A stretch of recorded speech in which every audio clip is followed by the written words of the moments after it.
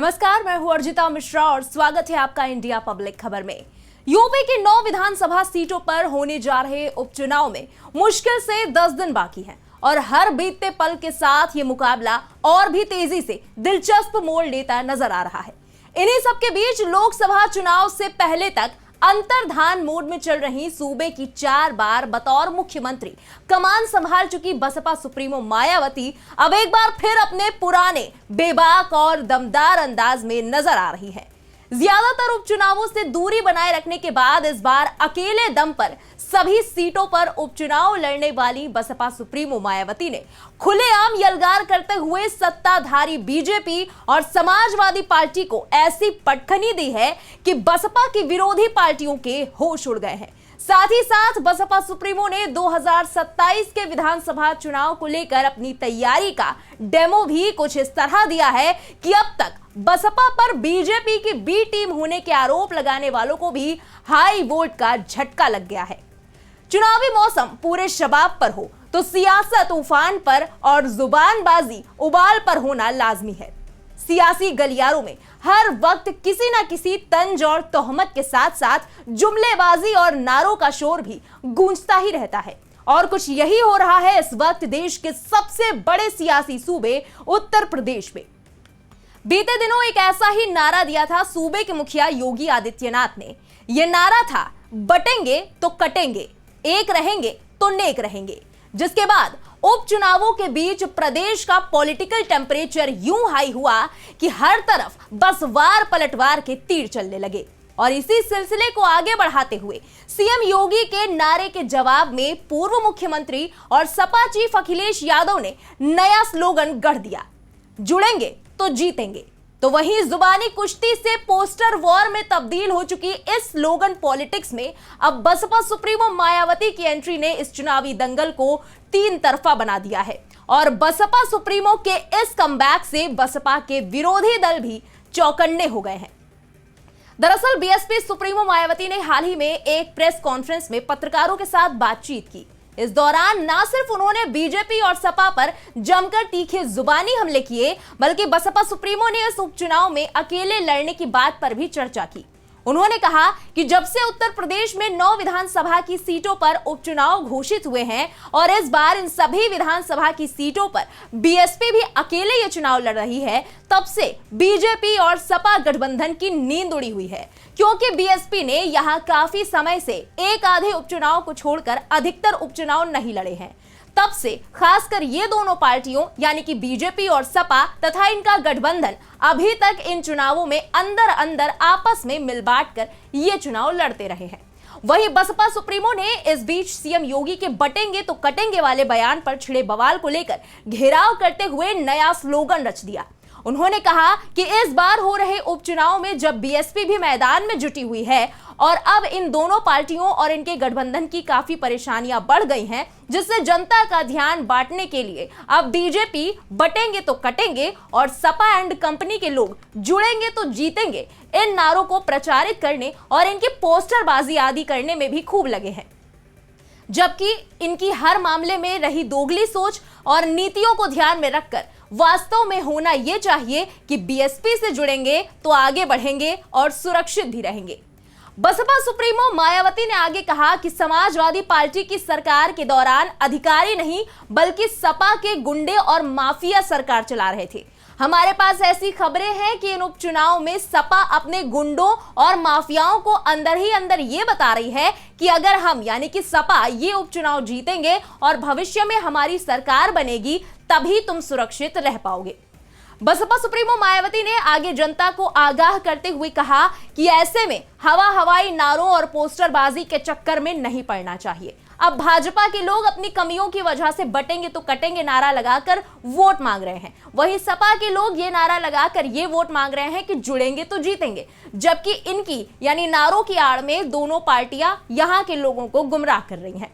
उन्होंने मतदाताओं को सावधान करते हुए कहा कि ये लोग कमियों से ध्यान बटाने के लिए नारेबाजी और पोस्टरबाजी शुरू कर रहे हैं। इसके अलावा बसपा सुप्रीमो मायावती ने झारखंड महाराष्ट्र विधानसभा चुनाव को लेकर भी उनका जिक्र करते हुए कहा कि यहां भी बसपा अकेले ही लड़ रही है। दोनों राज्यों में चुनावी घोषणाओं को लागू करने को लेकर भाजपा और कांग्रेस के बीच आरोप प्रत्यारोप पर बसपा प्रमुख ने कहा कि सभी पार्टियां एक ही थाली की चट्टी बट्टी हैं। वहीं कर्नाटक और हिमाचल प्रदेश की सरकारों का भी जिक्र करते हुए मायावती ने कहा कि कांग्रेस ने चुनावी वादे तो किए, लेकिन वित्तीय संकट के चलते वो पूरे नहीं हो पा रहे। ऐसे में जनता इनके बहकावे में ना आए। यही नहीं, बसपा सुप्रीमो मायावती ने महाराष्ट्र के सांसद अरविंद सावंत की गई अभद्र टिप्पणी का भी जिक्र किया। उन्होंने कहा कि सरकार को इस मामले में कड़ी कार्रवाई करनी चाहिए। तो वहीं अब बसपा सुप्रीमो के इस बयान को लेकर कांग्रेस की तरफ से रिएक्शन भी सामने आ गया है।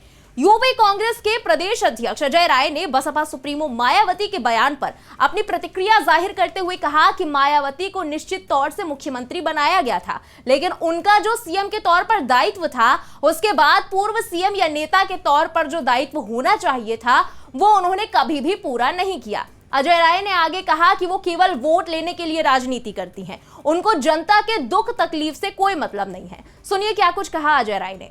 मायावती जी निश्चित तौर से उत्तर प्रदेश ने उनको मुख्यमंत्री बनाया, पर मैं समझता हूँ कि जिस मुख्यमंत्री के तौर पे जो उनका दायित्व उसके बाद पूर्व मुख्यमंत्री के तौर पे था, एक नेता के तौर पे, उसको कभी उन्होंने पूरा नहीं किया। अनुसूचित जात के साथ, बच्चियों के साथ जितनी अत्याचार, रेप हुए हैं, जितने कस्टडी के अंदर लखीमपुर खीरी में एक अनुसूचित जात का बच्चा, पासी समाज का, उसको अंडर कस्टडी मार दिया गया। मायावती जी ने कभी नहीं बोला। अमन गौतम लखनऊ में अंडर कस्टडी मारा गया, कुछ नहीं बोली मायावती जी। केवल वोट लेने के लिए राजनीति करती हैं और जनता के उनको दुख तकलीफ से कोई मतलब नहीं है। उधर दूसरी तरफ बाकी विपक्ष भी सीएम योगी के बटेंगे तो कटेंगे वाले नारे को लेकर बीजेपी की पुरजोर घेराबंदी करने में लगा हुआ है। इसी कड़ी में सपा चीफ अखिलेश यादव ने एक बार फिर इस बयान को लेकर सीएम योगी आदित्यनाथ पर अपने एक्स पोस्ट के जरिए जमकर निशाना साधा। उन्होंने कहा कि ये नारा उनकी नकारात्मकता, निराशा और नाकामी का प्रतीक है।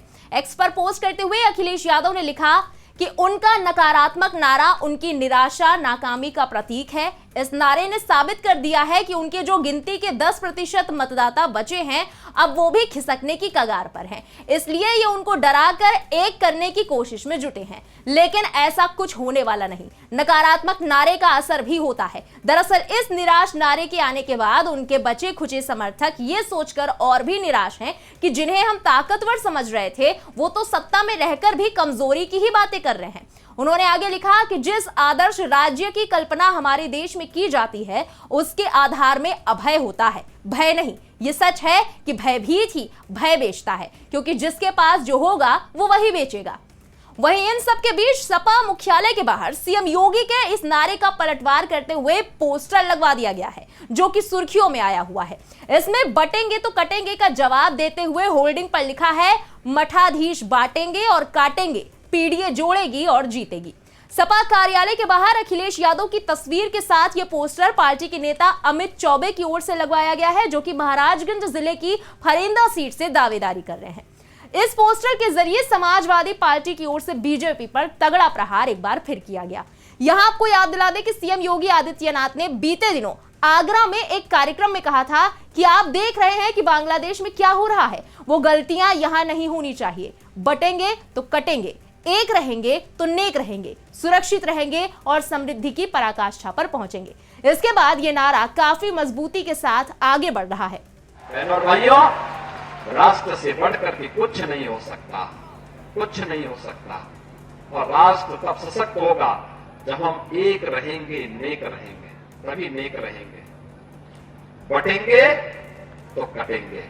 गौर करने वाली बात है कि इसके बाद सबसे पहले अखिलेश यादव के जन्मदिन से पोस्टर वॉर की शुरुआत हुई थी। बीते दिनों मुंबई के कई इलाकों में उत्तर प्रदेश के मुख्यमंत्री योगी आदित्यनाथ की तस्वीर और बटेंगे तो कटेंगे संदेश वाले पोस्टर लगाए गए। इन पोस्टर में बटेंगे तो कटेंगे और एक रहेंगे तो नेक रहेंगे, सुरक्षित रहेंगे के संदेश लिखे थे, जिसके जवाब में समाजवादी पार्टी के जुड़ेंगे तो जीतेंगे का नारा दिया गया। तो वहीं अब मायावती ने भी इन दोनों ही पार्टियों पर पलटवार किया है। यहां आपको बता दें कि अंबेडकर नगर की कचहरी, मैनपुरी की करहल, मुजफ्फरनगर की मीरापुर, गाजियाबाद, मिर्जापुर की मझवा, कानपुर नगर की सीसामऊ, अलीगढ़ की खैर, प्रयागराज की फूलपुर और मुरादाबाद की कुंदर की सीटों पर उपचुनाव होने जा रहे हैं। इनमें से 8 सीटें लोकसभा चुनाव में अपने विधायकों के सांसद चुने जाने के बाद खाली हुई थी, जबकि सीसामऊ सीट पर सपा विधायक इरफान सोलंकी के अयोग्य घोषित किए जाने के कारण उपचुनाव हो रहा है, जिन्हें एक आपराधिक मामले में दोषी ठहराया गया था। वहीं उपचुनाव के लिए सभी 9 सीटों पर बसपा ने अकेले दम पर प्रत्याशी उतारे हैं। बहरहाल उपचुनाव के लिए मतदान 13 नवंबर को होना है, जबकि वोटों की गिनती 23 नवंबर को होगी। तो वहीं वोटिंग से पहले सियासी माहौल यूपी में काफी गर्म है। उपचुनाव में बसपा के मैदान में उतरने से मुकाबला त्रिकोणीय और काफी रोमांचक हो गया है। उपचुनाव की वोटिंग से पहले फिजाओं में सीएम योगी का नारा बटेंगे तो कटेंगे तैर रहा है। वहीं इसकी काट में सपा चीफ अखिलेश यादव ने जुड़ेंगे तो जीतेंगे का नारा दिया है। और इस बीच अब बसपा चीफ मायावती ने भाजपा और सपा के नारे को नकारते हुए साफ कर दिया है कि बसपा से जुड़ेंगे तो आगे बढ़ेंगे और सुरक्षित रहेंगे। अब देखना दिलचस्प होगा कि जनता को इनमें से किसका स्लोगन ज्यादा लुभाता है, जिसका जवाब 23 नवंबर को आने वाले नतीजों में साफ हो जाएगा। फिलहाल इस पूरी रिपोर्ट पर आपका क्या कहना है, कमेंट में लिखकर अपनी राय जरूर बताएं। बने रहें इंडिया पब्लिक खबर के साथ। हमारे YouTube चैनल को सब्सक्राइब करें, बेल आइकन दबाना बिल्कुल ना भूलें।